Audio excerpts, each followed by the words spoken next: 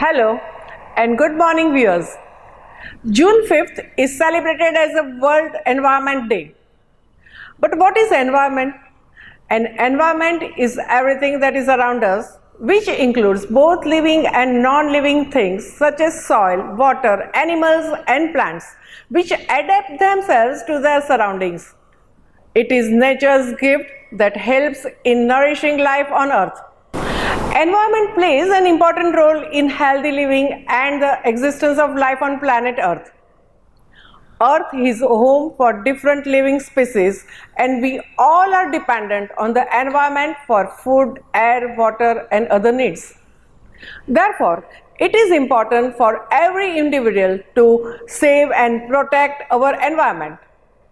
We have arrived at a turning point in history where we need to pay closer attention to the environmental impact of our global actions. Our existence and well-being depend on the terrestrial environment.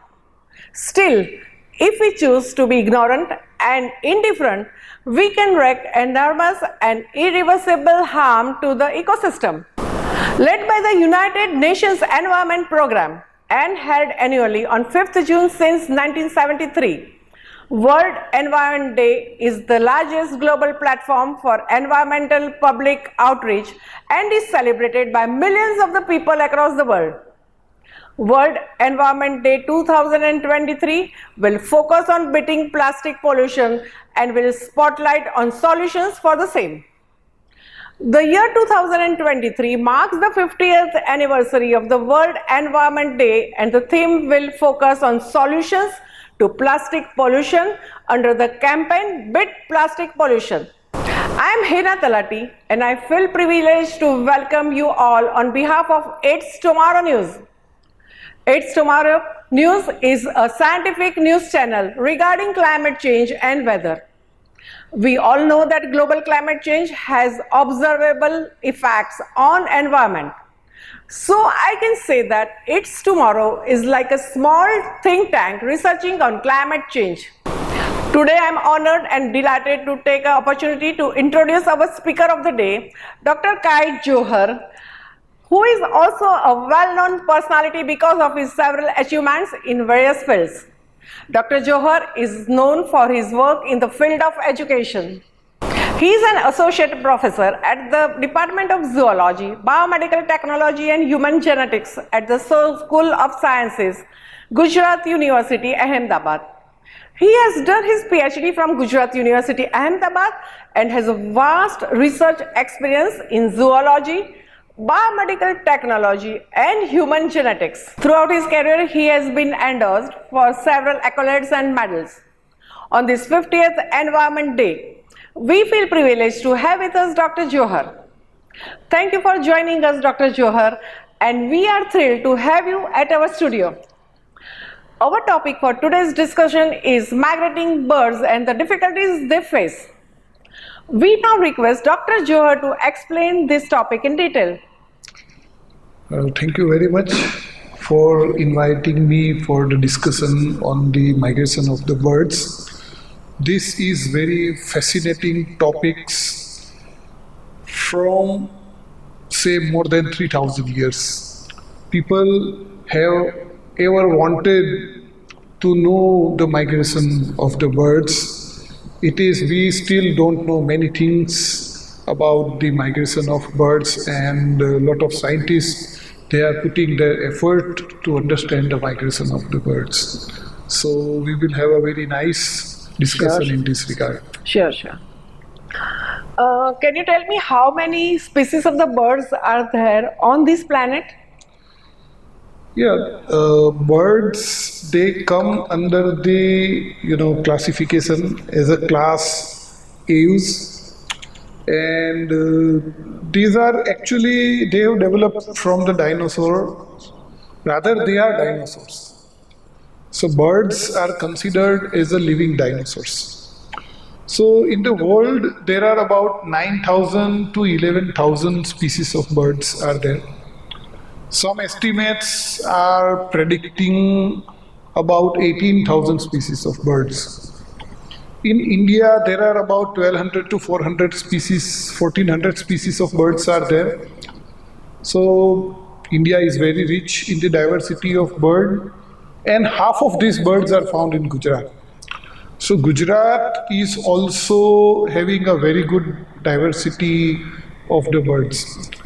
If you ask me about the numbers of birds in the world, then there are predictions that there are about 200 to 400 billion birds on this planet.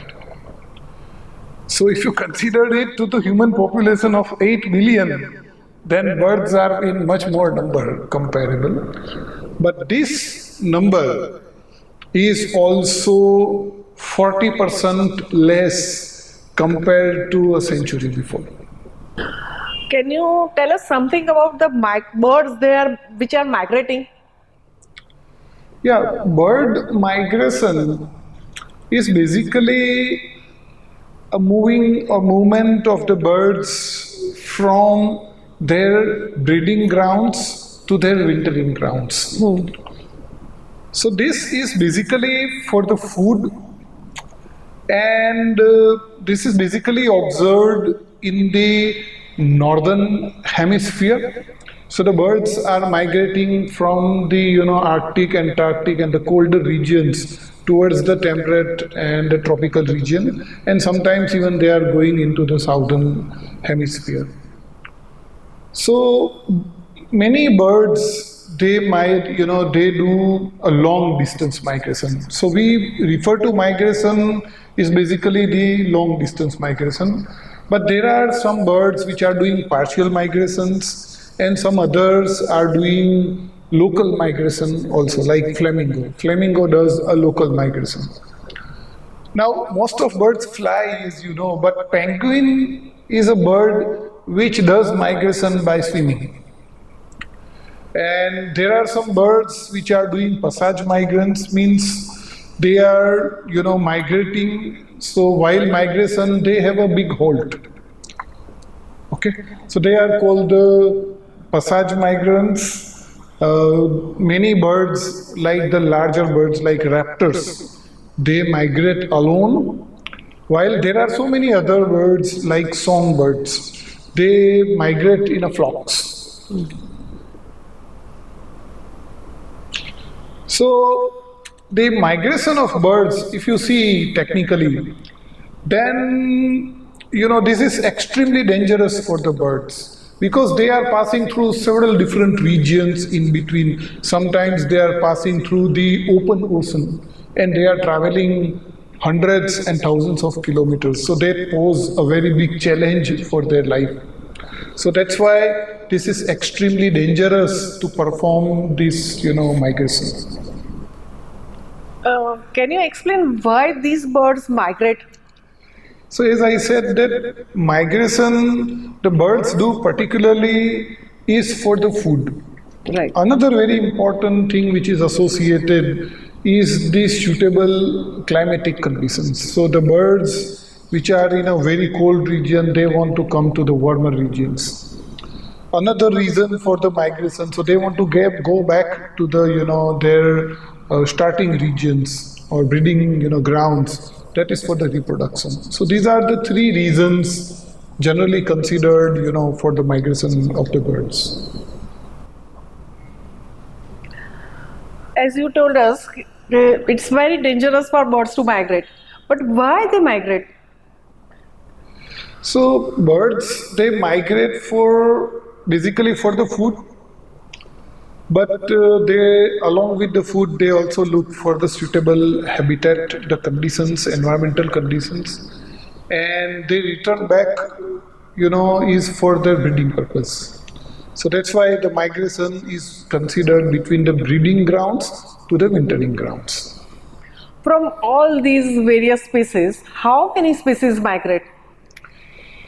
Yeah, many species of birds, they migrate. It is estimated that in the world, 1800 to 4000 species of birds, they migrate. So that is almost 40% species of the birds, they are doing migration. In India, more than 400 species of birds, they are migrating. And in Gujarat, somewhere more than 250 species of birds, they are migratory birds. They come from outside. Yeah, from outside. There must be some time for their migration. Yeah, the birds, they migrate during the, when the weathers are changing and when the weather becomes unsuitable. So in the northern hemisphere, when the winter approaches, they start migration. And when the tropical and subtropical region becomes hot, so they go back to their breeding grounds. Now, the birds, at what time of day they are migrating? So many times the birds, like the larger birds, they migrate during the daytime and they rest in the night. While the smaller birds, like the songbirds and others, they migrate during the night and they might rest during the daytime.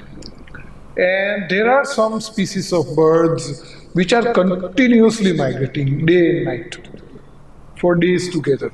Can you give us the insight for history of the migration of the birds?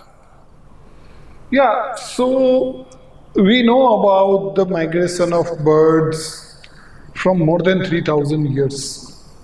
Aristotle have written about the migration of birds. There are so many sculptures in the ancient sites which are depicting the migration of the birds. The proper study of the migration of birds started after the 18th century. So we actually started understanding of the migration of birds after the advent of the modern technology and modern understanding. But before that, people were simply understanding that the birds just simply appear and disappear. But then in 1822 in Germany, they have found a stork which had an arrow in its neck. And that arrow was from the Africa, sub-Saharan Africa. So the bird have migrated from the sub-Saharan Africa to the Germany with that arrow. So the skin of this bird is still lying in the museum of the Germany, and that is called Fellstark. Amazing. Yeah, so it's very amazing. Really, it's really very amazing. They follow a peculiar fashion or something for migration, these birds? Yeah, you want to ask me that how do they migrate, right? You can say that. Yeah, birds, they are not just simply randomly migrating. The recent studies have found out that in the whole world there are 8 flyways. So, which is from north to the south pole. And one of this flyway, which is called Central Asian Flyway, that is passing through the India. Okay. So most of the birds, what we say migration, is actually this migration from northern, hemisphere to the tropical regions and then into the southern hemisphere. But there are certain birds which are migrating, laterally. Okay, so they are migrating from Africa to say Asia. So we have so many such migrant birds which are coming to India, like knob-billed duck, pied cuckoo. Recently, from last few years, we are sighting namakado, which is regularly coming to the Nal Sarovar area. So some birds, their migration, we still don't know. Like there is a green munia which is regularly sighted at Mount Abu. We don't know where they disappear. We don't know, and it's actually a very small bird and very difficult to actually track. Same thing is there for the other birds like lesser florican. So they regularly come to Gujarat in the grasslands like Velavadar National Park. But when the season changes, so when the monsoon gets over, they return back. But where they go, we actually don't have exact idea about where they go. These birds migrate thousands of the miles, right? Yeah. But how they get the energy for migrating this? Yeah, this is a very big scientific question, in fact, that how do birds sustain their migration from the point of energy? So it is observed that birds, they feed heavily before the commencement of the migration. And this all food is converted into fats and then it is stored. One study was published somewhere 3 or 4 years before. This study was performed on the Pacific golden plover. So this bird migrates from Alaska to the Hawaii non-stop. Okay, so if you see the distance, that is 4,500 kilometers non-stop. Now, the weight of this Pacific golden plover is around 130 grams. And before migration, as I said, that it gathers the energy. So its weight increases to around 150 grams. Now the bird complete this migration from Alaska to Hawaii in somewhere around 88 hours. So 5 to 6 days. So this was a very big question, that how such a small bird is able to provide the energy requirement for the migration. So then the scientists have, figured out that how this is possible. So according to the scientific, requirements, the need of the energy, if you count, so that is 0.6% of the weight per hour.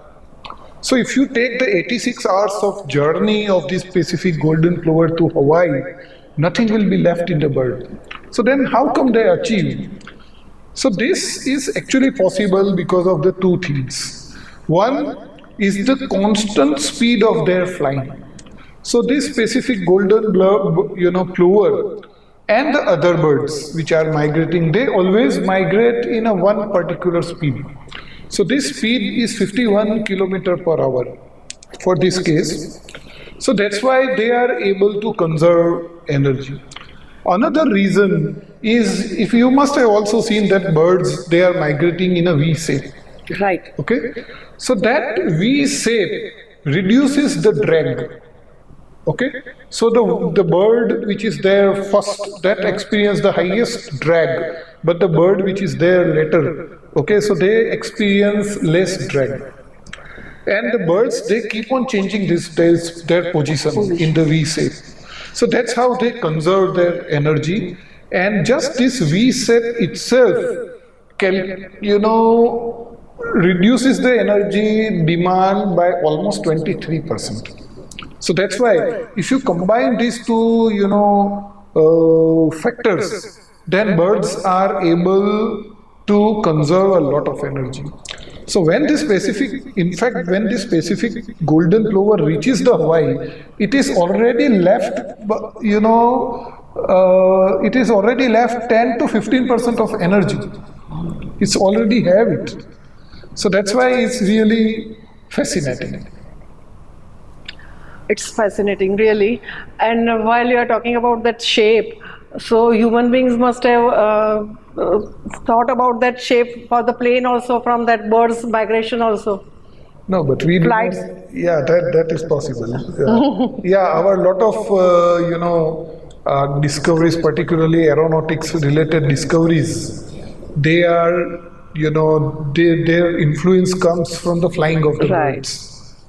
And if you see a lot of military aircrafts, so their model name, they are actually coming from the various birds. Fabulous, really fabulous.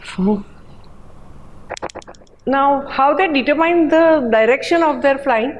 Yeah, that is a very big question even in science. That how do birds determine where to go?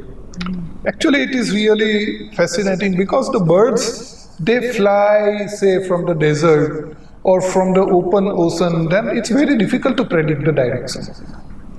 So we have some clues that how do birds they get the information about the direction. So the night flying birds, they get information from the stars. So from the position of the stars and then their rotation during the night, okay? So that provides them with the information where to migrate. During the daytime, sun and its angle, okay, so that provides the direction to the birds. So that's a very important thing. Recent studies have found out that birds also remember a lot of landmarks. Like there is a pond, there is a mountain, like that. Even recent studies have shown that human-made structures, now the birds are, referring as a landmark for their migration. Certain birds have genetic hardwiring, so through which they know where to go. But the recent studies, they are talking more about the magnetic field of the earth. So the birds are somehow able to determining the magnetic field, but see, it's different from the compass. It's not like north and south. It's different. So they are actually, tracking the magnetic line. So if you see the two, if you put, iron powder between the two poles of the magnet, so they form that circular pattern, that spherical pattern. So those lines, so that kind of lines, the birds are, their angle and everything. So that birds are able to somehow sense. And this sense is really great. Intelligent bird. And this requires a kind of quantum computing, and a lot of recent studies have come up. So there is a protein, structure in their body which is called cryptochrome. So that cryptochrome is able to determine the magnetic field. One study, which is very recent study, I think last year or so, they have shown that the birds have one more type of cell in their retina, which is able to sense the magnetic field. So that means that birds are able to see the magnetism. Okay, so they can see the magnetism, so that's why they are able to, track their way. So really, very amazing, very. Yeah, so that's really, it makes me, amazed. Wonderful. Wonderful. Do we keep, human beings keep some records or something of this migration of the birds? Yeah, we used to keep them, migration of birds and their record from the ancient time, as I said, that we have preserved that bird, that stock. If you talk to me about, records, means just like records that our athletes do, that sort of records are there in the birds also. There is a bird called Arctic tern. It's a small bird that covers the highest distance. Okay, so it migrates from northern pole to the southern pole. Okay, Arctic to Antarctic. So that's a journey of 22,000 kilometers. Amazing. And then in the same year it comes back. So that is around 44,000 kilometers journey that a small bird completes in 1 year. But that has a lot of stopovers. So the bird does it in a very small fragments. But there are birds which are doing this non-stop. Recently we have tracked one bird which is called tail godwit. So these godwits, these are waders which are found, at the shore. So these are also called shore birds. So this bird, bar-tailed godwit, that have migrated from Alaska to New Zealand. So that migration is 13,560 kilometers. Okay, non-stop. And there are other species of waders which are migrating, say, from Japan coast to the New Zealand coast or Australia coast. So that is also a very big distance. If you talk about the speed, okay, so generally the birds, they always migrate in one particular speed, but the different birds may have a different speed. So if you see the highest speed, so then there is a great snipe. So that migrates at around 60 miles per hour. which is a very, very good speed, around 90 kilometers per hour. If you talk about the height of the migration, so then there are a lot of different birds. Particularly the larger birds, they prefer to fly, at a very height. Bar-headed geese, which we in our Indian culture we say it Rajhans. So they come from Tibet and they cross Himalaya. So that they are crossing around 23,000 feet. Okay. Some vultures are known to fly even beyond 30,000 kilometers, 30,000 feet above the sea level. Hummingbird is the smallest migratory bird, just 3 grams. Okay, the ruby-throated hummingbird, they migrate from the southern Canada to the Mexico and Panama, and while doing so, they have to cross the Mexican Bay.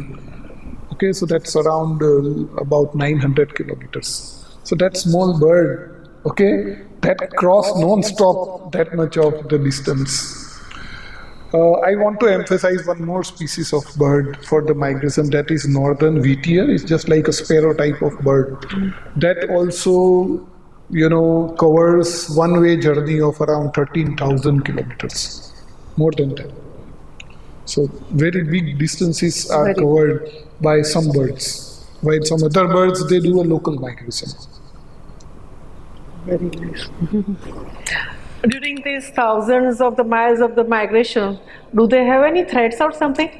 Yeah, as I said, that the migration is a very dangerous thing for birds to perform. But they have to perform because in their breeding grounds, the food is not left. And the climate conditions have become worst. So they have to go to the places where there is food available. So yeah, there are a lot of traits, like they have to cross the open ocean, they have to cross the deserts, they will encounter a lot of predators in between. So, but recent studies have shown that the human is posing the greatest challenge to these migratory birds.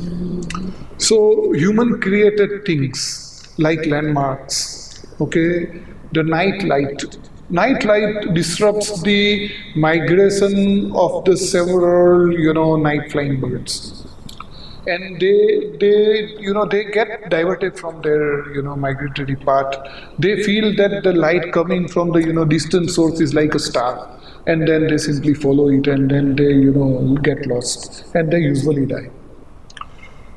The radiation which is emitted from various sources like radio waves or the mobile, microwaves and long waves and other radiation, that also disturbs the migration of the birds and the migratory birds. Buildings is posing a very big challenge to the birds, particularly to the low flying birds. So, last year or so, several birds die by colliding to the building in the Surat, if you have read that news. In Chicago itself, because they have a very, tall skyline in the Chicago, several birds, they collide with the building and they die. So that is a very big trouble, and actually this problem comes is because they install the mirror-like surface on the building, and the birds are not able to, make it out that this is actually a building or this is a hindrance to their migration. Besides that, aircraft, okay, various types of towers, windmills, they also pose a threat to the migratory birds. The solar reflectors, we are using the solar reflector, the kind of mirrors for generating the energy, and they simply toss the birds. They simply burn down the birds in the sky itself because they are emitting so much amount of energy at one particular point. So if the bird comes in between that, so that also is a one very big problem. But among these, the biggest problem is the habitat loss. So just imagine you are migrating thousands of kilometers, and when you reach there, so that was a wetland, and now there is a human settlement. Okay, so that's a very big threat to the birds. and habitat lost is the biggest threat to the migratory birds. Does climate change affect this migration of the birds? Yeah, so we are seeing that there is an increase in the global temperature, and there are a lot of, gruesome predictions about the climate change, and that is already impacting the migration of the birds. The biggest problem of the climate change is the habitat loss. So the wetlands are becoming dry. So now the birds, they don't have their wintering ground. So that is the habitat loss. There is a change in the pattern of migration because of the warm, climate. So several species of birds, they have changed their migration pattern. One of the best example is Namakado. So they have started coming to Nal Sarovar area. So probably this is because of the climate change. Nobody knows for sure. Warm weather itself causes a problem to the birds because as the weather becomes warmer, the birds are not able to cool their body. So that's why they are feeling uncomfortable. Another problem which is incurred by climate change is the competition for the food. So now very small areas are left and all the birds have to gather into that area, so there is a competition for the food. So earlier, they had a lot of different ponds where they used to go, but now we have done a land filling, and now very few areas are left for the birds. So naturally, this will lead to the competition for the food. That is also changing the timing for the migration of the birds. They are arriving early and they are departing late. That kind of phenomena are observed. And another reason, another way the climate can affect the migration of birds is that they make them prone to the new diseases. So the diseases is incurring to them, and that is influenced by the climate change. Can you tell us about the extinction of these migratory birds? Well, we exactly don't have any idea about how many migratory birds got extinct, but we know about, for sure, about the extinction of the birds or the threatening of the birds. After the advent of this modern human activity, okay, 1.4% of the bird species have already become extinct. 2% of the species are considered critically endangered, means which are at the verge of becoming extinct. You must be knowing about the, great Indian bustard or laser florican. These are critically endangered and they are at the verge of extinction. Then there are 4% birds which are endangered. So 7.2% birds are considered vulnerable and 9.1% are threatened. So that means about 23% of birds are already threatened due to the human activity. So which is really a very big number. Very big problem. Can you suggest what can be done for all these problems or? Yeah, so actually we need to do something for the migratory birds, and we have done something. The biggest before how to be done it. Before that, I want to put a case of the a falcon species which is called Amur falcon. So they migrate from the Amur region of the northern China and Russia, and they pass through the entire region and comes to our northeast, and then from northeast to the Mumbai coast, and from near Mumbai coast, and then they cross open Arabian Sea and they will go to the Africa.